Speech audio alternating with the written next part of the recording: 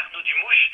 Je suis un théologien belge, conciliaire, mais dans la ligne de Benoît XVI. Ça veut dire quelqu'un qui garde la totalité des conciles, depuis le concile de Jérusalem jusqu'au pape François, dans la continuité. Donc voilà. Et la question disputée que nous allons aborder avec l'abbé Véron qui est devant moi, c'est la question de est-ce que l'écriture contient des erreurs? Je vous laisse vous présenter, monsieur l'abbé. Oui, donc moi je pourrais me définir comme clerc ambidextre. Ambidextre parce qu'à la fois j'ai étudié dans la tradition, ou du reste j'ai été ordonné exorciste, parce que dans la tradition donc il y a un rite pour l'exorcita et un rite pour le presbytérat. Donc je ne suis pas prêtre mais je suis exorciste. Et donc dans cette tradition que j'ai reçue, où j'ai étudié les pères et la Sainte Écriture telle qu'on l'a toujours étudiée et telle qu'elle est crue, j'ai recueilli un vrai trésor. Et j'ai aussi étudié à l'université laïque, c'est pour ça que je parlais que j'étais ambidextre, parce que je suis aussi diplômé en sciences des religions. Donc je connais bien ce qui est dit aujourd'hui au sujet de la Bible. Et je me suis dit, il faut que tu crées une chaîne YouTube. Donc j'ai créé la chaîne Bible et Savoir, où j'essaye de donner une vision au sujet de la Bible. Voilà, comment les pères de l'Église auraient parlé aujourd'hui au sujet de la Bible. Et donc j'ai fait des vidéos animées qui sont à peu près pour tout niveau, la plupart. Bon, il y en a qui sont d'un niveau plus élevé. Mais voilà, quelque chose à la fois de traditionnel, mais d'actuel aussi, puisque les pères de l'Église n'ont pas pu répondre aux objections actuelles. Voilà. Et maintenant, je vais peut-être commencer par exposer ma position. Donc, Alors, attendez, une question. Oui. Est-ce que vous êtes plutôt proche de la fraternité Saint-Pédis ou plutôt de la fraternité Saint-Pierre qui, elle, est totalement, complètement en union avec le pape François? Quelle est votre sensibilité? Voilà. Eh bien, écoutez, je ne répondrai pas à cette question parce que, en fait, ma chaîne, elle est ouverte à toutes les tendances et elle ne prétend pas trancher cette question, bien que j'ai mes convictions personnelles. Mais si on regarde par exemple Don de Montléon, il célébrait la messe de Paul VI, et pourtant les sédévacantistes qui sont à l'autre extrême, aiment beaucoup Don de Montléon, ils s'inspirent de ses écrits, etc. Et donc ma chaîne n'a pas pour but, si vous voulez, de trancher cette question. Je ne veux pas prendre position publiquement sur ce sujet, du moins sur ce genre de vidéo. Voilà. Ça va, d'accord. Alors commençons. Donc la question, vous allez d'abord exposer votre approche. Est-ce que l'écriture contient ou pas des erreurs? Alors, écoutez, moi, la réponse est très claire. Je vais la donner en citant le magistère. La réponse est non, elle ne contient absolument aucune erreur. Alors, je cite ce qu'écrit Pie XII dans Divino Afflante du 30 septembre 1943. Plus récemment, en dépit de cette solennelle définition de la doctrine catholique, qui revendique pour ses livres entiers, avec toutes leurs parties, une autorité divine les préservant de toute erreur, quelques écrivains catholiques n'ont pas craint de restreindre la vérité de l'Écriture sainte aux seules matières de la foi et des mœurs, regardant ce qui concerne la physique ou l'histoire comme chose dite en passant et n'ayant, ainsi qu'ils le prétendirent, aucune connexion avec la foi. Voilà, et il dit après que Léon XIII dit pareil, etc. Voilà, alors je vous laisse exposer donc... je vous laisse exposer votre position. Attendez, que je vous pose des questions encore. Oui. Donc pour vous, la Bible ne contient, y compris en ce qui concerne, par exemple, l'histoire ou l'expression du monde selon la science, c'est-à-dire, par exemple, comment le ciel est fait, ne contient aucune erreur dans ces matières-là? Non, elle ne contient aucune erreur. Oui, exactement. Donc vous allez pouvoir après vous expliquer. Oui, je vais pouvoir expliquer parce que qui évidemment accepte tout à fait le dogme. Oui. Donc je dirais comme vous, la Bible, la révélation ne contient aucune erreur. Cependant, avec cet ajout précis, c'est que Dieu, dans la révélation, veut donner quoi? Il veut donner précisément à l'homme la doctrine du salut. Et cela en deux étapes.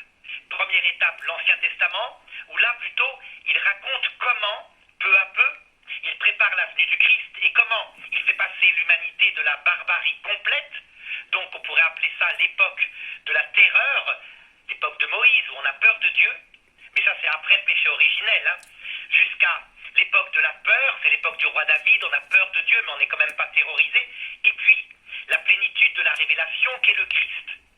D'accord? Donc il faut distinguer la révélation d'une histoire sainte avec un progrès de l'humanité. Donc là, Dieu n'y donne pas directement des vérités définitives, mais il donne sa pastorale, c'est-à-dire la façon dont il gère le troupeau humain pour l'emmener au salut. Et puis, là où il donne sa doctrine, celle de son cœur, l'évangile. À partir de là, sachant cela, je dirais que, pour moi, la Bible contient factuellement, mais volontairement de la part de Dieu, c'est volontaire en ce qui concerne la doctrine du salut, des erreurs qui viennent de l'auteur humain, parce que la Bible, son auteur principal, c'est Dieu qui l'a inspiré, mais comme dit Dei Verbum, le Concile Vatican II, il est passé par des auteurs humains, vraiment humains, qui exprimaient les choses avec les pensées de leur temps. Donc par exemple, dans le livre de la Genèse, le récit de la création, ce sont des hommes manifestement de l'âge du bronze, néolithique peut-être même. Ça veut dire qu'on le voit dans la mesure où ils ne savent pas encore que le soleil est utile pour faire pousser les plantes. Alors, le fait qu'il y ait ces erreurs-là, matérielles en science ou en histoire, mais je vous donnerai des exemples tout à l'heure, font partie de l'inhérence de l'écriture, c'est pour nous montrer qu'elle ne contient pas de révélation scientifique ou historique. Et c'est ce que dit, par exemple, saint Thomas d'Aquin, dans le De Veritate, chapitre 12, verset 2. Oui, excusez-moi. L'objet de la prophétie, en particulier dans la révélation publique. Excusez-moi, parce que je crois que je voudrais répondre, parce que sinon, si vous exposez absolument tout ce que vous pensez. Voilà. Alors, moi aussi, je reconnais, si vous voulez, une évolution de l'imparfait au parfait. Et ce n'est pas ma position simplement. C'est, par exemple, les pères de l'Église parlent de loi de nature, c'est-à-dire qui s'étend d'Adam jusqu'à Moïse. Jusqu'à Moïse. Ensuite, de Moïse à notre Seigneur, c'est la loi de crainte. Et puis, notre Seigneur, on est à la loi parfaite, qui est la loi d'amour. Donc, je reconnais une évolution de l'imparfait au parfait. Mais il n'y a ni erreur là-dedans, évidemment, ni ni Dieu n'a pas du tout commandé le mal moral. C'est simplement qu'on est parti de l'imparfait au parfait. Voilà. Et puis. Alors, je vais vous confronter maintenant, si vous le voulez, à quelques exemples. Oui. Alors oui, il y avait donc le deuxième point. Le deuxième point, c'était les erreurs scientifiques et historiques. Pour moi, il n'y a aucune erreur ni scientifique ni historique, comme je l'avais cité dans Pie XII. Simplement, il y a quand même une différence entre la science et l'histoire, c'est-à-dire que au niveau de la science, eh bien, il n'y a pas d'erreur scientifique dans la Bible parce qu'en fait, il n'y a pas de registre scientifique dans la Bible. Donc en fait, la Bible ne nous parle pas science, elle ne se prononce pas sur la science. Et ne se prononçant pas sur la science, il ne peut pas y avoir d'erreur scientifique dans la Bible. Alors que pour l'histoire, on ne peut pas employer cet argument parce que justement l'histoire, il y a bien des livres historiques dans la Sainte Écriture. Et Moïse a bien voulu nous transmettre une histoire. Enfin, les auteurs de l'Ancien Testament ont bien voulu nous transmettre une histoire. Ils nous ont transmis une histoire, évidemment pour notre salut, mais c'est une histoire quand même. Alors je vous laisse continuer, oui. D'accord. Alors, ce que je vais faire, c'est que si vous le voulez, je vais d'abord prendre quelques exemples peu importants. Comme dit le pape Jean-Paul II, c'est là qu'il cite ces trucs-là, quand il dit précisément, c'est dans son discours à l'Académie des sciences en 92, en réalité, l'écriture ne s'occupe pas de détails du monde physique dont la connaissance est confiée à l'expérience. Alors, quelques petites anecdotes comme ça, vous allez me dire comment vous les réglez. Alors là, des centaines d'exemples que je pourrais vous donner. Par exemple, les différences entre deux récits bibliques dans le livre des rois, les deux livres des rois dans le livre des chroniques, et même dans le livre de Samuel, où des choses exactement identiques sont racontées, avec plein de différences du style. Salomon a construit une installation contenant des baignoires. Dans une, il est dit dans le livre des rois, il y avait 2000 baignoires, et dans l'autre, dans le livre des chroniques, il y avait 3000 baignoires. Donc je pourrais vous en citer des centaines. Oui, mais moi je peux y répondre. Je peux y répondre justement. C'est-à-dire que dans l'hébreu, si vous voulez, eh bien, les lettres se ressemblent énormément. Et en fait, on a très vite fait de confondre une lettre avec une autre. Ça se fait déjà en français. Alors quand vous avez un nom, par exemple un mot comme renard. Renard, vous l'écrivez remar. Alors un scribe qui recopie la Bible, il écrit remar, et puis le scribe qui vient après, il lit remar, il se dit remar, mais remar ça veut rien dire. Ah, mais c'est renard. Voilà. Donc il rectifie parce que il voit l'ensemble de la phrase et il voit le mot qui il s'attelle à ce qui a un sens. Bon. Par contre, les chiffres s'écrivent avec des lettres en hébreu. Et donc, quand il y a une lettre qui ressemble à une autre, on a très vite fait de se tromper.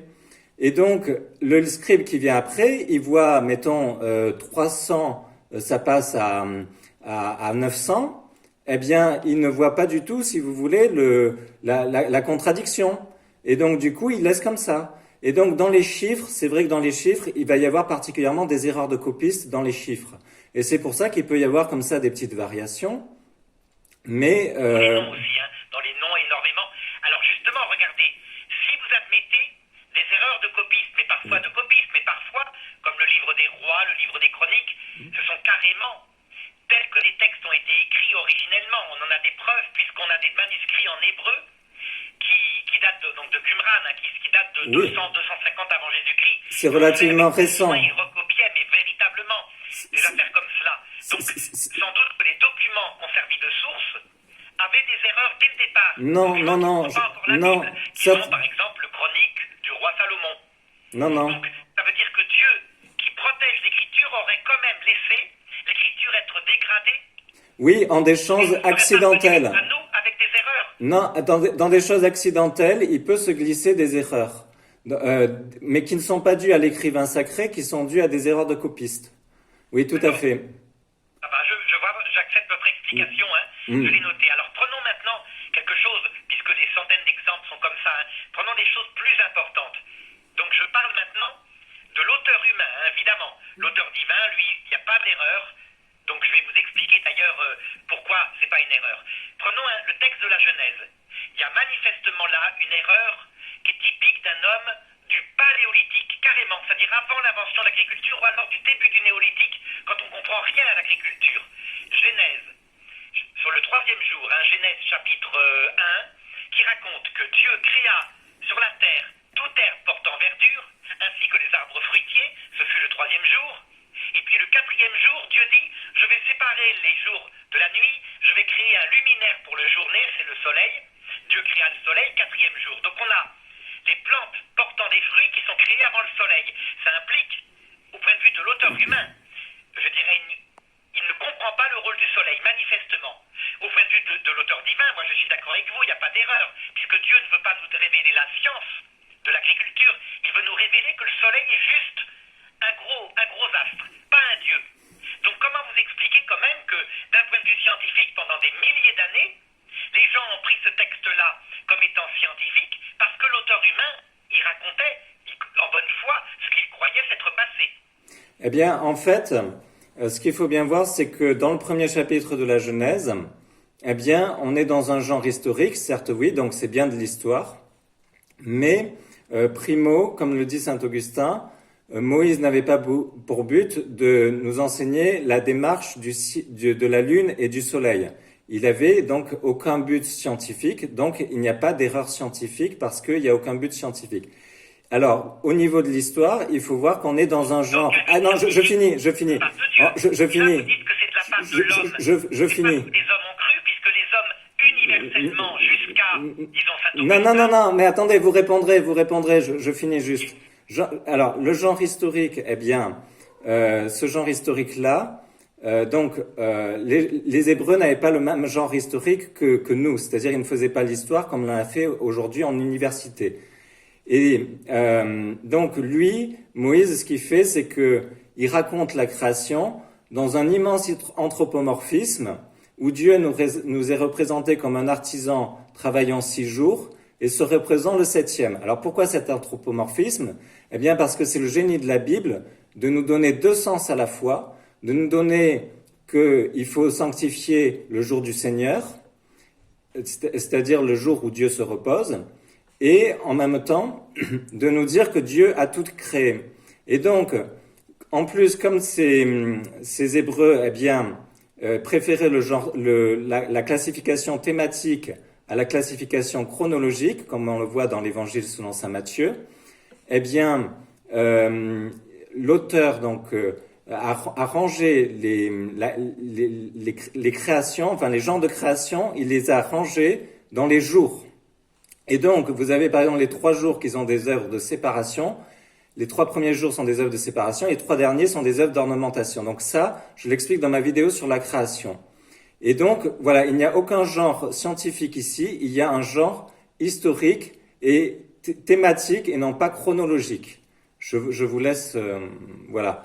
Ça veut dire que vous rejoignez, en fait, ce que je vous ai dit, ça veut dire que vous regardez le sens qu'a voulu mettre Dieu, directement, et les hommes qui, eux, y ont mis un sens scientifique, parce que je vous ai dit, il y a 2 auteurs, Dei Verbum.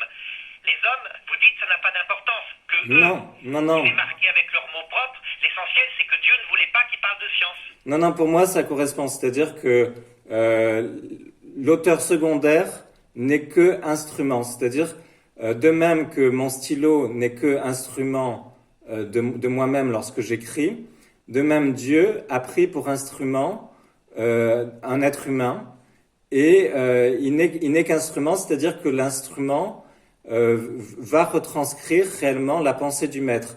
Et donc si l'auteur modifiait le sens qu'avait voulu Dieu, soit Dieu ne serait plus réellement auteur, soit l'auteur ne serait plus réellement auteur, voilà. Enfin, soit l'auteur secondaire ne serait plus réellement auteur. Mais les deux sont pareillement auteurs, mais d'une différente façon. C'est-à-dire que Dieu, lui, a inspiré et a mu l'esprit de la personne pour qu'elle écrive ce qu'il voulait qu'il écrive, voilà. Alors, je vais vous dire, Dei Verbum est à peu près ce que vous dites, le dit un peu, mais différemment.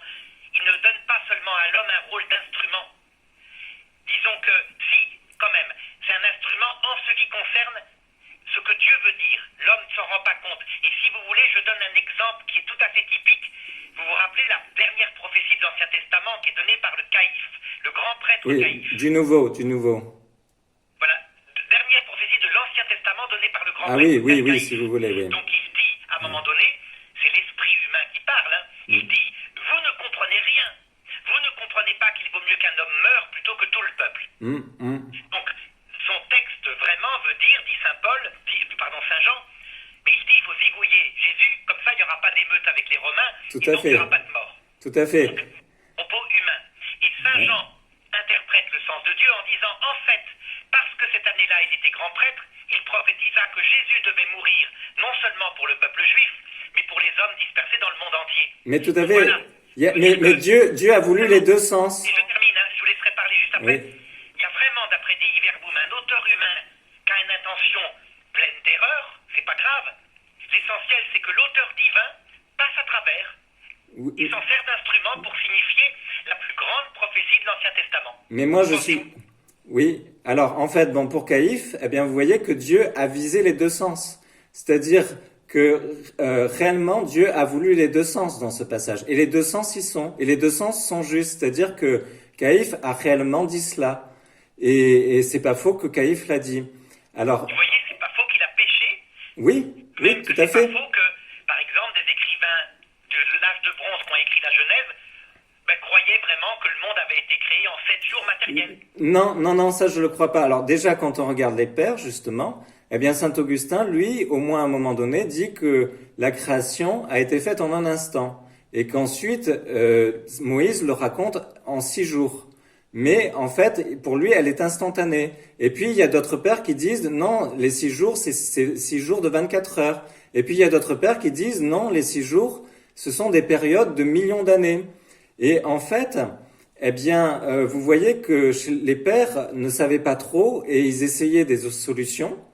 Et en fait, sur ça, ils ne se sont pas prononcés. Mais Saint Augustin dit très clairement que Moïse ne s'est pas prononcé au niveau scientifique. Et donc, Moïse ne s'étant pas prononcé au niveau scientifique, ne s'étant pas dit, tiens, je vais écrire un ouvrage scientifique, Moïse ne s'est jamais dit ça. Et donc, du coup, il ne peut pas y avoir d'erreur scientifique, puisque lui, il se prononce sur l'histoire. Voilà, c'est tout. D'ailleurs, ce que vous dites rejoint exactement ce que dit le pape Léon XIII. Je vais vous lire la phrase. « Puisque On peut être certain qu'une erreur s'est glissée soit dans l'interprétation des paroles sacrées, donc par exemple quand on prend la Genèse comme un texte scientifique, soit dans une autre partie de la discussion. Donc vous voyez, effectivement, donc il rejoint tout à fait ce que vous dites, ce qui veut dire qu'on est assez d'accord. Cependant, je voudrais donner un point suivant. Vous voyez, pour moi, pour savoir exactement ce qui dans l'écriture est réel, au sens ça s'est passé réellement, et ce qui n'est pas réel, ce qui est symbolique, je crois qu'il ne faut pas s'appuyer sur l'écriture seule. Il faut aussi non seulement la tradition que vous avez citée là avec les pères de l'Église, mais surtout le magistère. Et donc regardez, en ce qui concerne la Genèse, donc le récit, les 12 premiers chapitres, il y a simplement sur ce point-là, je dirais à peu près 6 ou 7 dogmes. Je vous les donne. Et je crois vraiment que là, l'Église engage l'historicité. Oui, c'est peut-être pas la peine. C'est peut-être pas la peine de les donner tous parce que si on veut avancer aussi, je ne sais pas. Quelques secondes, vous allez voir. Bon, très bien. Première chose, le monde a un commencement, ce qui est unique. Deuxième chose, le soleil n'est pas un dieu, c'est une planète. Troisième chose, Adam et Ève sont réellement un homme et une femme. Quatrième chose, leur âme est directement créée par Dieu, mais leur corps, ça ne nous concerne pas, dit l'Église. Peut-être que c'est l'évolution, dit Jean-Paul II, c'est même sans doute plus que vrai, mais ça, il laisse la science se prononcer. Le dogme suivant, ils ont été créés comme des sages avec la grâce originelle, donc c'est pas des singes, ça ne procède pas de l'évolution, c'est là que Teilhard Chardin est condamné. Le septième dogme, ils ont péché par orgueil, pas par sexualité, c'est par orgueil. Et le huitième dogme, eh bien la mort est entrée dans le monde à cause de ça. Mais attention, la mort d'Adam et Ève. Pour ce qui concerne par exemple la mort des animaux et des plantes, ça ne concerne pas l'Église. Donc c'est à la science de se prononcer et la science elle répond, ben oui, les animaux, autant des dinosaures, bien avant Adam et Ève, pourraient manger entre eux. Tout à fait, donc, voyez, tout à fait. Je dirais moi pour ma part que il ne faut pas séparer l'écriture de l'autre canal de la révélation. Non, mais c'est tout l'inverse. Par contre, ce que dit Pie XII, c'est que toute l'écriture et chacune de ses parties, eh bien, il n'y a absolument aucune erreur, que ce soit en matière scientifique ou en matière historique. Voilà ce que dit Pie. Regardez, je vais prendre un exemple suivant pour vous montrer de quelle façon moi je l'interprète. Prenons les fils d'Adam et Ève, Caïn et Abel. Caïn est donc agriculteur, Abel est éleveur. Ça s'appelle le néolithique. Le néolithique, qu'est-ce qu'en dit la science? Il est apparu il y a 7000 ans avant Jésus-Christ, à peu près. D'accord? Au Proche-Orient. Ce qui veut dire que la Bible, alors qu'on le sait en regardant la paléontologie, la Bible omet le paléolithique, c'est-à-dire 40 000 ans d'histoire de l'humanité, où l'homme est chasseur et cueilleur, où il y a véritablement l'âme spirituelle, puisque les morts sont enterrés avec une organisation pour la survie après la mort. Oui. Et donc, vous voyez, mais alors justement, il y a de 40 000 ans. Si je puis répondre, qu'est-ce que vous dites de ça? Eh bien, ce que j'en dis, c'est que, en fait, Adam avait la science infuse. Ayant la science infuse, il connaissait tout ce qui était nécessaire, parce que n'ayant pas eu de père, eh bien, son père n'a pas pu lui transmettre le patrimoine intellectuel de l'humanité. Et donc, Adam se retrouvait livré comme ça, et Dieu ne l'a pas laissé, ne l'a pas abandonné. Et donc, il lui a donné une science proportionnée à la nature humaine, c'est ce qu'on appelle la science infuse. Et cette science infuse, donc, était quand même très vaste, et il l'a transmise nécessairement aux premières générations. Donc, Caïn, par exemple, l'a eu, ainsi qu'Abel. Alors après, c'est vrai que, par exemple, au XIXe siècle, fin du XIXe siècle, on a retrouvé des tribus qui ne savaient pas qu'on pouvait planter une plante. Ils ne savaient pas qu'une graine, ça produisait une plante. Ils étaient tout étonnés que les missionnaires leur apprennent ça. Et les missionnaires... Ils vivaient du paléolithique, de chasseurs-cueilleurs, voilà. Voilà, mais donc c'est bien la preuve, si vous voulez, que c'est pas... il y a pu y avoir une régression, si vous voulez, à un moment donné, dans l'histoire. Et ensuite, les fouilles, vous savez très bien qu'elles sont ciblées à des endroits, etc., pas à d'autres. Bon, et donc, du coup, il faudrait, dans 100 000 ans, un scientifique peut très bien dire, il peut très bien faire une fouille dans les Amériques et dire, regardez cette tribu, eh bien, au 19e siècle, ils ne connaissaient pas que les plantes poussaient. Et donc, du coup, eh bien, vous voyez, au 19e siècle, il en fait une généralité, mais on n'en sait rien. Et vous voyez, donc, c'est tout le problème de l'archéologie, et ça, je ferai des vidéos sur l'archéologie, c'est qu'en fait, l'archéologie, elle revoit souvent ses positions parce qu'elle progresse bon, alors certes, elle tend vers un point oméga, mais sans quand même, tout en étant encore très loin du point oméga, justement. Ça veut dire que vous pensez, comme saint Thomas d'Aquin, que Adam et Ève avaient reçu non seulement la sagesse concernant leur présence sur Terre, d'où je viens, qui suis-je, où vais-je dans l'autre monde, mais qu'ils avaient reçu la science infuse en agriculture, en archéologie, en chimie, en physique, en histoire, etc. Je reconnais, si vous voulez, oui, alors oui, tout à fait. Notamment, on en trouve un indice parce que il est dit, la Bible dit que chaque nom que donnait Adam aux bêtes était son nom. Donc, qu'est-ce que ça veut dire cela? Ça veut dire qu'en fait, il nommait les bêtes de façon appropriée, selon leur être propre. Et en fait, ça veut dire que quelque part, il connaissait déjà leur être propre pour pouvoir les nommer. Il les nommait de façon intelligente, vous voyez, parce que s'il avait vu pour la première fois les bêtes, eh bien, il n'aurait pas vu comment les appeler, en fait, si vous voulez. Parce que pour appeler, par exemple, une locomotive, il faut que j'ai conçu qu'en fait, c'est quelque chose qui a en soi son propre mouvement, vous voyez. Donc, ça suppose donner le nom à quelque chose, le nom approprié. Ça suppose comprendre comment fonctionne la chose et pour pouvoir justement exprimer comment elle fonctionne, voilà. Et après il y a la tradition, qui le dit, si vous voulez, ça va avec la tradition, oui. C'est saint Thomas d'Aquin, mais vous êtes d'accord que là, vous établissez quelque chose sur un domaine où la foi ne se prononce pas, parce que la foi se prononce uniquement sur une chose. Adam et Ève, je vous l'ai dit, c'est le dogme qui dit ils avaient reçu la grâce originelle, donc la présence intime de Dieu, et donc une science infuse concernant la sagesse, pas les sciences ni les techniques. La sagesse, d'où est-ce que je viens, qui suis-je, où est-ce que je vais. Un peu comme un enfant de 5 ans qui saurait qu'il y a une vie après la mort, etc. Et vous infusez qu'ils avaient reçu aussi les sciences et les techniques, ce que dit saint Thomas d'Aquin. Mais là, je dirais, ça ne correspond pas du tout à la paléontologie. Alors, il montre que les hommes du paléolithique avaient zéro technique et qu'ils ont perfectionné leurs outils en pierre pendant des dizaines de milliers d'années, etc. Oui, mais justement, parce que si vous voulez, vous partez du principe que la paléontologie avait la même science qu'Adam. Mais justement, si vous voulez, vous avez très facilement des tribus qui vont perdre leur science. Vous pouvez perdre une science. Et à force, si vous voulez, au bout de plusieurs générations, si la génération suivante est dans la paresse, ou même sans parler de paresse, regardez par exemple, entre l'Antiquité chrétienne et le Moyen-Âge, eh bien, il y a une perte considérable de science. Pourquoi cela? Eh bien, parce qu'il y a les invasions barbares, et les gens, ils peuvent plus s'instruire. Qui sert pour la survie. Donc ça veut dire que les techniques, si elles avaient cette technique infusée par l'Esprit de Dieu, ils n'auraient pas mis 3000 ans à inventer l'arc. Oui, mais pas forcément, parce que l'arc, si vous voulez, c'est un matériel. Au début, on peut imaginer qu'il était en bois et avec un fil de je ne sais trop quoi. Et si vous voulez, l'espérance de vie d'un tel système, c'est qu'au bout de 100 ans, ça s'est perdu, si vous voulez. Alors, si on en a besoin pour manger, vous oui. comprenez, ça veut dire qu'en fait, c'est délicat. Ça veut dire que vous faites un peu du concordisme là.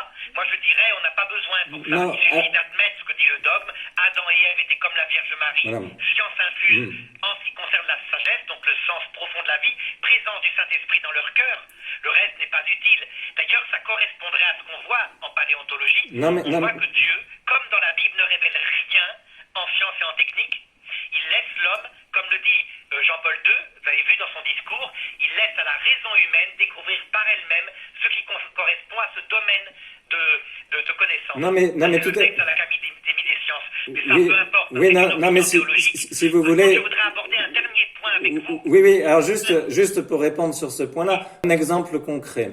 Vous prenez, on a en 2016, ou enfin dans les années 2000, on disait, ce n'est pas possible que David, il y ait l'administration qu'il y avait sous le roi David, parce qu'il n'y avait pas le papier, donc pas d'écrit, ou alors c'était la pierre, tout ça, mais c'était très compliqué. Et donc du coup, eh bien, pas de papyrus, pas d'administration, voilà.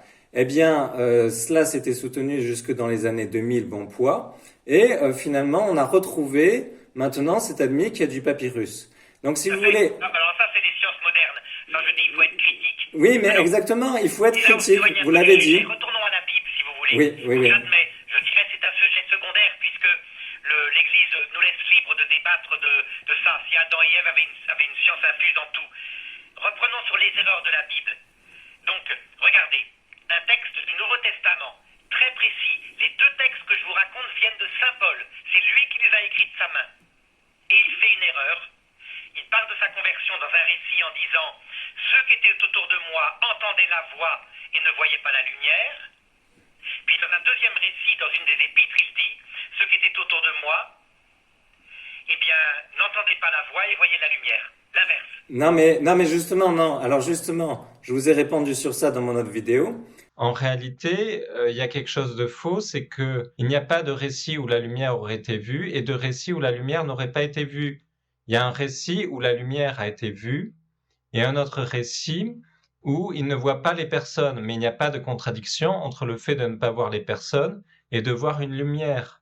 Au contraire, le fait de voir la lumière peut faire parfois que, si elle est très forte, on ne voit pas les personnes. Bon. Et alors par contre, entendre les voix et ne pas entendre les voix, eh bien quand j'entends mes voisins à côté, mais que je n'entends pas distinctement ce qu'ils disent, je peux dire que je les ai entendus parler, c'est vrai, mais je peux dire que je ne les ai pas entendus au sens où je n'ai pas entendu clairement leur discours. Voilà. Alors voilà, c'est ça la réponse. Vous ne voyez pas plutôt une réponse simple, à savoir que Saint Paul, il a raconté ce qu'on lui a raconté, lui il était dans l'extase. Non, mais pas du tout. C'est-à-dire que quand vous prenez justement un événement qui est arrivé, eh bien parfois il y a plusieurs témoignages qui semblent s'opposer comme ça, mais quand on regarde de près, en fait les témoignages ne s'opposent pas. Et le travail que je fais, c'est justement le travail que faisait saint Thomas d'Aquin. Par exemple, dans sa chaîne d'or, il passe les 20-30% de sa chaîne d'or à dire non, ici en fait il n'y a pas d'erreur parce que, et il donne la solution en fait. Pour vous dire, pour moi, si on résume nos positions, je vais d'abord résumer la mienne et puis vous résumerez la vôtre. Comme ça on pourra s'arrêter là, si vous le voulez, parce que je crois que vraiment nos auditeurs auront de quoi se faire une idée. Ma position est la même que la vôtre en ce qui concerne le dogme. Il n'y a pas d'erreur dans l'écriture du côté de l'auteur divin, parce que même les erreurs factuelles qu'il y a dans l'écriture font partie de la volonté de l'auteur divin de nous montrer comment lire l'écriture. Ça veut dire qu'il veut nous apprendre à ne pas faire de la Bible un livre de science en y glissant des énormités scientifiques. Peu importe. Ça, c'était la parole, comme dit Dei Verbum, de l'auteur humain, l'erreur scientifique, un homme du néolithique. De même, il y a, comme dit Jean-Paul II, parfois des erreurs historiques, des contradictions sur des chiffres, etc. Vous vous dites, c'est une erreur de copie. Moi, je dis, c'est pareil. Ça veut dire que quand on regarde les textes très lointains, c'est comme en histoire, plus c'est lointain, moins c'est précis. Plus c'est proche, comme par exemple le livre des Maccabées, plus on entre dans une méthode historique quasiment moderne, mais avec les erreurs de la méthode historique, ça veut dire des jugements. Par exemple, dans le livre des Maccabées, eh bien, on voit qu'on se prononce, on juge de la mentalité de tel grec, de tel juif, etc. Choses qui sont subjectives, peut-être que la personne, en fait, était plus complexe. Bon, peu importe. L'essentiel, c'est que l'auteur divin n'a pas d'erreur. Du coup, l'auteur divin, qu'est-ce qu'il nous montre? Une progression dans l'Ancien Testament de l'homme qui passe de la barbarie à la sainteté, avec dedans des lois barbares.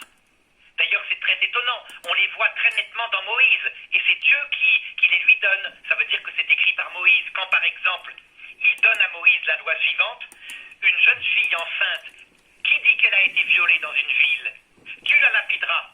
Elle aurait pu crier. Une jeune fille enceinte qui dit qu'elle a été violée dans la campagne, tu la laisseras vivre, c'est peut-être vrai. C'est une abomination. Moïse aurait pu le savoir, puisque la fille d'Abraham a été violée dans une ville. Et parce que ça montre quoi? De Jacob, oui. Abraham, c'est pas la finesse de Jésus-Christ.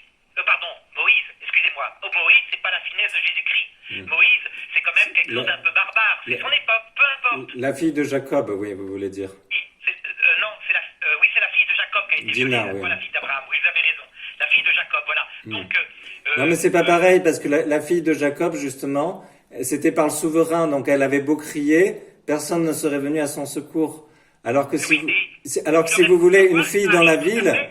Si et- j'attrape une fille, que je lui mets la main sur la bouche, que je lui oui, l'assomme, oui, ça mais va crier, hein. c'est sous-entendu. La tradition à l'époque le disait évidemment. Sinon, vous comprenez, ça serait trop facile. La personne qui vit en concubinage ou qui a des relations, eh bien, elle dira, si elle est prise, ah ben en fait j'ai été violée.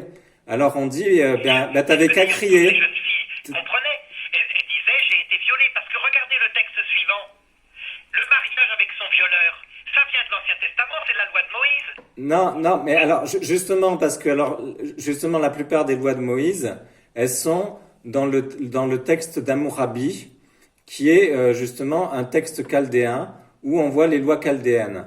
Et il y a beaucoup de lois justement qui sont reprises, par exemple œil pour œil, dent pour dent, et beaucoup d'autres, beaucoup d'autres. On a retrouvé dans ce texte énormément de choses, et on voit que en fait Abraham était parti de Chaldée, il avait la science chaldéenne, et à son époque on voit qu'il respecte cette loi. Et alors Mais quand on veut dire quoi? C'est pas le but. Le but n'est pas d'expliquer, c'est pour vous montrer que mais, Dieu, sans erreur, a voulu que ce soit cette loi-là parce qu'elle était sans erreur, pastoralement adaptée à un peuple barbare. Il nous montre donc l'histoire sainte. mais il est parti d'une loi imparfaite C'est tout pour de même un arriver. affinement par rapport à la loi précédente qui consistait tu me crèves l'œil, je te tue ta femme, tes enfants, je te détruis ta Non, maison. non. Donc, il y a Vous un caricaturez complètement là. Vous caricaturez. Bon, c'était une loi imparfaite, d'accord. Mais il partait de là, l'humanité en était là par les lois chaldéennes. Et ces lois imparfaites étaient interprétées par la tradition. Il ne s'agissait pas de crever l'œil de celui qui avait crevé l'œil du voisin vraiment par inadvertance. C'était pas du tout ça. Il s'agit de Je ne suis crever. pas d'accord du tout. Il s'agit. Je ne suis pas d'accord du tout. Maintenant, vous pouvez le dire. C'est-à-dire que maintenant, Non, mais même à l'époque. une loi qui a été d'ailleurs instaurée par le prophète Daniel, Hmm. à savoir regarder non seulement les deux témoins, mais faire une inquisition pour vérifier s'ils ne se sont pas arrangés.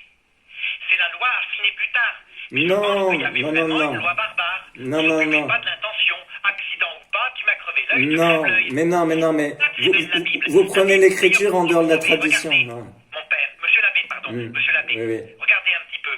Ézéchiel, chapitre 20, verset 25. Dieu qui explique. Mais vous posez mille objections, vous me laissez pas répondre. Oui. Oui. Et j'allais jusqu'à leur donner des lois, donc moi, Dieu, qui n'étaient pas bonnes, et des coutumes dont ils ne pouvaient pas vivre, et je les souillais par leurs offrandes, en leur faisant sacrifier tout premier-né, leur bébé, pour les frapper d'horreur, afin qu'ils sachent que je suis Dieu. C'est pas métaphorique, hein. C'est simplement l'histoire sainte qui nous raconte que Dieu donne à des barbares une loi barbare, mais un peu moins barbare que ce qu'il avait, de manière à affiner peu à peu l'humanité par les prophètes jusqu'à la venue de la parole de Dieu. Mais non, mais en fait, là, il parle, c'est exactement ce qu'il dit, c'est exactement comme quand il dit, quand il est dit dans la Sainte Écriture, que Dieu endurcit le cœur de Pharaon. Eh bien là, qu'est-ce que ça veut dire? Ça veut dire que Dieu a laissé ce peuple-là tomber dans l'adoration de Moloch. Bon. Et alors, pourquoi il est dit que Dieu endurcit le cœur de Pharaon? On croirait qu'il a réellement endurci lui-même Dieu, qu'il est l'auteur du mal moral. Pas du tout. Parce qu'à un autre endroit, la Sainte Écriture nous dit que le cœur de Pharaon s'endurcit, et à un autre endroit encore, il est dit que que Pharaon endurcit son cœur. Donc, pour concilier tout cela, en fait, ça se concilie très facilement, c'est-à-dire que vous avez, il faut distinguer entre vouloir négativement et vouloir positivement. Vouloir positivement, c'est par exemple, il y a quelqu'un au bord d'un ravin, je le pousse dans le ravin. Là, je veux positivement qu'il tombe dans le ravin. On peut dire que j'ai voulu qu'il tombe dans le ravin. Mais vouloir négativement, ça veut dire quoi? Ça veut dire que mon voisin est en train de basculer dans le ravin, il suffirait que je mette ma main pour le retenir, et je ne le fais pas. J'ai voulu qu'il tombe dans le vide. Ça, c'est vouloir négativement. Alors Dieu peut vouloir négativement que le cœur de Pharaon s'endurcisse, mais il ne peut pas le vouloir positivement. Et dans l'hébreu, si vous voulez, il y a les hébraïsmes, il y a les choses comme ça qui font que... Sur ça, parce que je vois bien, mais restons sur ça. Ça vous montre quoi? Encore une fois, pour en revenir à la Bible, elle est sans erreur pour nous montrer la pastorale de Dieu envers nous quand nous sommes encore barbares. Ça, je suis d'accord.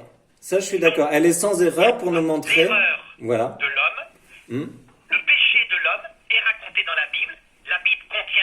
seulement parfois des erreurs intellectuelles, mais parfois des péchés même que Dieu commande. C'est la loi de Dieu. Mais en fait, pastoralement, c'est adapté. Ça ne veut pas dire que c'est la volonté de Dieu définitive. C'est une pastorale pour affiner le barbare et donc, comme le dit l'Écriture, afin qu'il soit frappé d'horreur et qu'il sache que je suis Yahvé. Donc, le barbare, à force de périr, de donner des coups d'épée, se prend un coup d'épée et comprend. Par contre, voilà, il n'y a aucune erreur dans la Sainte Écriture. C'est ma conclusion. Donc, si vous êtes d'accord, donnez maintenant votre conclusion par rapport aux erreurs de la Bible. Comme ça, chacun pourra se faire. Je vous laisse parler, je vous interromps pas.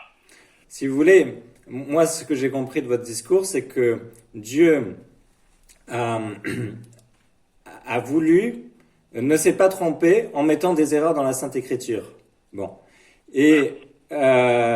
Mais ce faisant, donc, il y a bien des erreurs dans la Sainte Écriture. Mais, alors que moi, là, je suis pas du tout d'accord avec vous. C'est-à-dire, je reprends ce que dit Pie XII. Plus récemment, en dépit de cette solennelle définition de la doctrine catholique, qui revendique pour ses livres entiers, avec toutes leurs parties, une autorité divine les préservant de toute erreur, quelques écrivains catholiques n'ont pas craint de restreindre la vérité de l'Écriture sainte aux seules matières de foi et de mœurs, regardant ce qui concerne la physique ou l'histoire comme chose dite en passant, et n'ayant ainsi qu'ils le prétendirent aucune connexion avec la foi. Mais notre prédécesseur, Léon XIII, il dit que Léon XIII est ce même. Bon. Et alors, moi, si vous voulez, je rejoins ce que dit saint Thomas d'Aquin, c'est-à-dire dans sa prima part, question 1, article 10, et je conclurai sur ça, c'est-à-dire que les choses de l'Ancien Testament figurent les choses du Nouveau Testament. Par exemple, Isaac qui porte le bois qui doit l'immoler, eh bien, ça figure notre Seigneur qui porte le bois qui doit l'immoler. Eh bien, ces figures-là, dit saint Thomas d'Aquin, Dieu était si puissant qu'il ne s'est pas contenté de nous livrer des paraboles qui seraient prophétiques mais fausses, mais Dieu a été si puissant qu'il a mis ces paraboles dans les choses elles-mêmes. Donc il a fait réellement exister ces paraboles. Et voilà, donc je conclurai sur ça. C'est bien, je trouve que c'était un excellent débat, monsieur l'abbé. Merci à vous aussi. Passionnant, avec une communion intellectuelle entre nous deux, et donc j'espère qu'on en fera d'autres. Vraiment, je serai très flatté. En tout cas, mettez sur la vidéo après les références de votre site pour qu'il y ait des abonnés. Merci beaucoup.